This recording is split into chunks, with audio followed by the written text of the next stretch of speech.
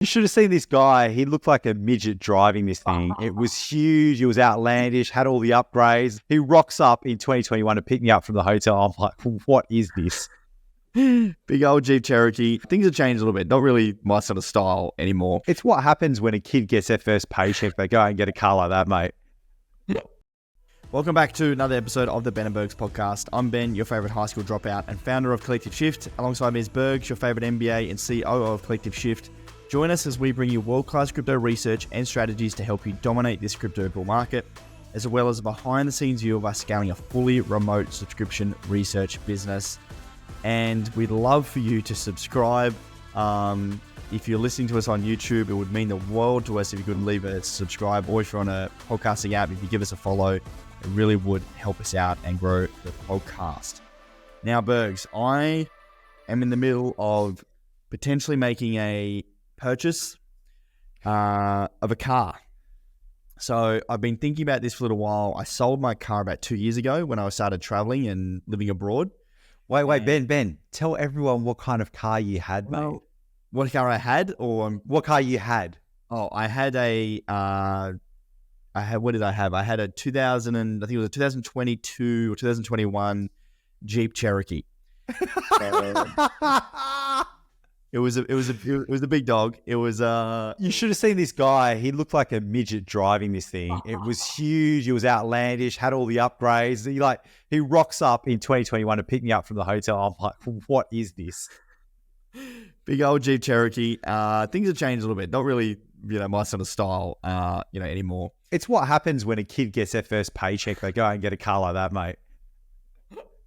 So I've been looking around because basically at the moment, I don't have a car. I'm back living in Melbourne and I love playing golf for the weekend. And to go down to Mornington or St Andrews or, anyone that's in Melbourne, great quality courses, but they're an hour and 40 minutes down and then an hour and 40 back for some places, right? So I will hire a car, like Go Get or one of these ones, and it probably costs me like $120, $150 a day. Right. Then that plus Uber trips. So if I need to go to a friend's house or I'm going for a meeting or I go to a coffee shop or, anywhere where you need to take a car, I'm getting an Uber, right? So if I play golf once or twice a week plus the Uber trips, all of a sudden this is like adding up and it's just super inconvenient. So you came to me, you had this revelation, mate. You're like, oh, mate, I figured it out. I just need a car. I go to all these places and it's so hard. I got to figure it out. If I just had a car, I could just go there. It was so good. It's like you've unlocked the secrets to the world. And I'm like, yeah, bro. And you're like, I'm going to get a car. So had a look, and then obviously you get an old school car, like a secondhand car, I get a new car, whatever. But for me, one of the things and the benefits of being a business owner is that you can lease a car or pay for a car with pre-tax dollars, right? As an individual, unless you have a novated lease, you have to use post-tax dollars to buy a car. And what does that mean? You basically, let's say you earn $1,000, you have to give 30%, 40%, whatever it is, your tax bracket to the government. So you have $600 left over, and then you pay for a car on top of that, which is just like awful economics. When you're a business owner and you use your car for business purposes, you can use pre-tax dollars to do that through getting a lease. Now, what I also found out that the government has is they have a EV, electronic vehicle incentive for business owners to basically cut out the fringe benefits tax on getting an EV car if it's below the luxury car tax threshold. So basically, if you were to get a new EV car like a Tesla or any of these hybrid, I'm not sure about hybrid cars, but these electronic vehicles, that you can basically lease them out and you don't have to pay any fringe benefits tax, meaning you don't have to pay any tax on top of what you're paying. So you can use pre-tax dollars for you to lease the car, and as long as you're using it for some business purposes, even though you're using it for personal as well, it doesn't matter. You don't have to pay any fringe benefits tax on the personal side of you using that car, which is a pretty sick deal, Bergs. Not tax advice. Not tax advice. It is a good deal. And the simple math around this is, if let's say it's a car, for example, you earn $1, you get taxed on that dollar, let's say 30%, you're down to 70 cents. Then you got to pay GST, which is 10%, roughly another 6-7 cents. you're down to 64 cents purchasing power. As a business owner, you get that full dollar purchasing power, plus you claim back the GST, so you actually make more than $1. Yep. And then also with the fringe benefits, you save on that. Plus, Bergs, if I am right in saying, again, not tax advice, but for our circumstance, you can claim the depreciation of the car. Yeah. It's a non-cash expense. Yeah, thought so. So, all in all, I've been looking at some EV cars, Bergs, and there's one that stands out, mate. Well, there was two. And I took them both for a test drive. So, always loved the Tesla. I love Tesla because it's very software driven, and I'm just a tech, like, IT nerd, and I love how the new Model 3, I went for a test drive on the weekend. So they just came out with a new model. It's been like 8 years since they came out with an upgraded edition. They don't do like iPhone 13, iPhone 14. They don't do that. They just had the Model 3, Model Y, and then they have an upgrade. And they recently had an upgrade in December, and it's pretty sick, mate. The interior is super nice. They got like new interior lighting, and it's just so nice to drive, mate. And we tested it out with the enhanced autopilot. So we went out on the highway and turned on autopilot. That thing is scary, to be honest. That thing is wild. But it's got a huge, nice display, lots of room. It's quiet. And I can just imagine recording some great crypto coffee with Ben in the Tesla, mate. He tells me, he's like, mate, the ROI on this car is going to be insane. The amount of content I'll be able to do. Bro. So, mate, you took the Tesla out. How was the autopilot? So you're not supposed to use autopilot around the city, right, in the traffic, in like the suburban areas. Well, we gave it a crack to see what it was like. Right, that thing is scary because it basically, like, it puts you really close to the other side of the lane, and it doesn't turn you into the right lanes to turn the corners, and it also doesn't recognize traffic lights, we realized. So, around the city, they've got an upgrade coming. It's a little while away yet, but soon it'll recognize traffic lights. And another really cool feature is, like, when you're parked in a car park, you can actually summons the car. So let's say you're at the beach or whatever, or you're at the movies, whatever. You could come out and you can press a button on your mobile phone, and the car will come out of the car park and come to you, so you can get in the car, which is kind of baller. Did you use that? No, we didn't use that when we were there.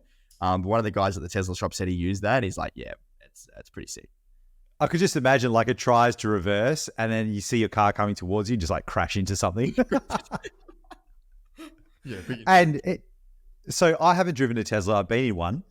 They're interesting cars. How did it kind of drive and handle? And are you a fan of the massive iPad right in the middle? I love the massive iPad in the middle. Just like a big fan of that. And they've also got an iPad on the back now. So where you sit in the back two seats, there's another iPad there where you can play with, like, the different control, the aircon. You can watch movies on the little screen. It's kind of cool. So if you're going on road trips with friends, they can look at that.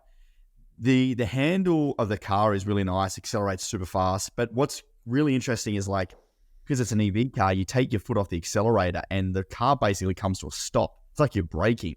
And really? So you accelerate, like, you're going fast. As soon as you take your foot off the throttle, the car will, like, basically come to a complete stop. It's like you're braking, which is... Yeah, engine braking, yeah. Yeah, so that's kind of unique. And then it's just so minimalistic, man. Like, there's just no buttons. There's no, like, mumbo jumbo. It's just, like, super clean, super nice. Are you actually going to remember to charge it, mate? Definitely not. I mean, that's the downside. I'm going to completely forget and have to go somewhere one day and just like fumble the ball on that. But I spoke to a lot of people there that own them that also live around Paran, and there's a bunch of, like, superchargers. So you can, 15, 30 minutes, you can charge it up. So not that I go to the shops, but if I have to start going to the shops, I'll go there and charge it up, and it should be all good. Fantastic, man. So this is definitely your car of choice. I've seen a lot of people getting BYDs as well. You got any thoughts on those, mate? I can't do it, mate. Beyond your dream, like, just. I think you are the poster child for what a Tesla buyer is. You're like their primary customer, mate. It's like they talk about me in their marketing meetings.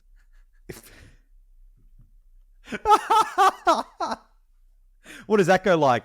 Yeah, we've got this guy, Ben. He reckons he's got zero time. He just needs an app to buy everything. He reckons he's super cool, reckons he needs a Tesla. Like, Oh, you've probably not gone through the buying process, but it's quite interesting where it's literally you hop on a website or an app, you just select what you want, and then you just get up there and pick it up.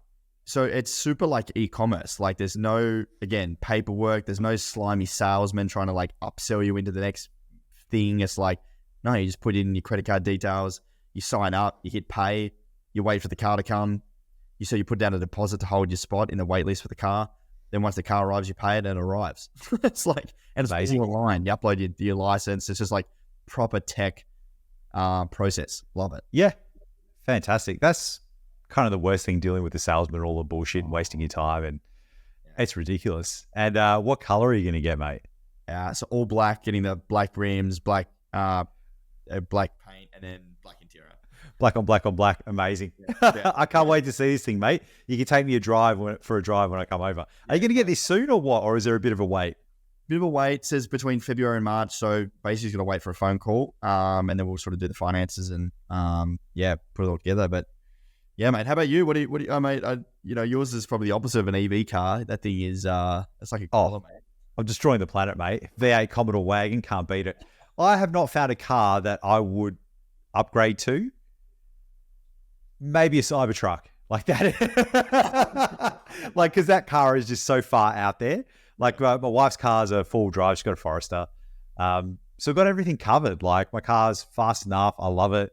I love the sound it makes. I love the way it drives. I'm just a bogan at heart. And until something eclipses that or I have other needs, I don't see myself changing, mate. So it's fascinating. I was talking to an Uber driver this morning who was saying that Uber are now leasing Tesla cars to Uber drivers where they have to pay $500 a week, no down payment for a car, and they have to pay those repayments back. And then at the end of 5 years or 4 years, they get to keep the car. So it's like I think it's like a way to like increase supply of Uber cars, maybe Uber Premium, and also to meet the demand of Uber. But then also Uber drivers can lease cars through it, which is kind of an interesting model. Yeah, it's because what they're doing is reducing barriers to getting more Uber drivers and also increasing the quality of their fleet. Yeah. So you no longer need to own that asset yourself. So I remember back in, this would have been 2016, maybe even 2015. One of the heads of Uber Australia came to talk to us at the business school, and he was talking about this. And their ultimate goal was to get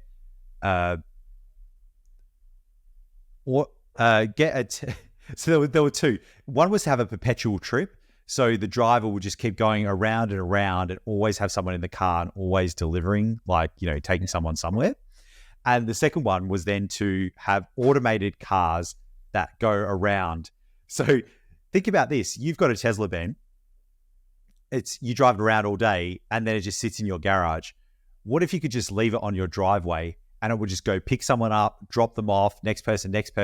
You wake up, your Tesla's in your driveway. It's now got wireless charging. It's plugged itself in, and you've got an extra $300 in your bank account. And I think that autopilot feature, like you said, like I think that's probably what they're building towards. I actually really like that. That's actually interesting because like the other part of this is like buying a Tesla piece. I travel a lot, so what I'm going to do when I travel, there's a really big like rental car market for Teslas in Melbourne, where international people come over, business guys, whatever, come over and need a wrecked Tesla. And like the rental value on that, if you wanted to rent a car to someone else, I haven't really thought that through, but another way you could try and justify the cost, because I think a lot of Uber drivers as well get a Tesla but then drive Uber to justify the cost because they can earn the Uber Premium dollar value on the bookings versus like the lower Uber transactions is just not worth it. Yeah, it goes into premium. It's also green Uber as well. Yeah. Oh, I didn't see that yet. Yeah, fascinating. Love Teslas. So I'll give an update once it arrives. And shout out to those on my Instagram. I put out a poll whether I should get a Model Y or a Model 3, and it was 51% to 49%. Ooh, what's the difference between them? The Model Y is like basically the family edition. So it's bigger boot, bigger backspace. Looks like I like the look of that car more than the normal Tesla. Because it's got the big higher roof and it just looks different. Yeah, it's much more of a family version. Yeah. I definitely like the Model 3 more though. I like the sport, minimalistic, low. Oh, yeah. You don't have a family. Like, the biggest thing you've got in your life is your golf clubs, mate, to put in the boot. Like, you're fine, right? I didn't even sit in there. I just opened the boot to make sure that my golf clubs will fit. Yeah, exactly right. Yeah, I would definitely go that. That's more your style. Yeah, for sure. Fantastic, man. Okay. Awesome, guys. Well, thank you so much for listening. If you got any feedback on that, you reckon I'm making a horrible choice, please let me know. You can tweet at us at Bandenbergs on Twitter. Or if you're on Spotify, you can actually leave a little comment in the episode notes. We love listening and just hearing from all of you. If you have any ideas of new podcasts or you just think we're just terrible blokes, we'd love to hear from you. Oh, just online. And I don't know if we're going to post a video of us driving around the car because I refuse to get in a car with you driving, mate. So maybe if I drive it or on autopilot. Yeah, no, I'll pick you up, mate. I'll put on autopilot and drive us in. It's a lot safer, I think. All right, everyone. Thanks for listening, and we'll catch you next time, champions. Bye-bye.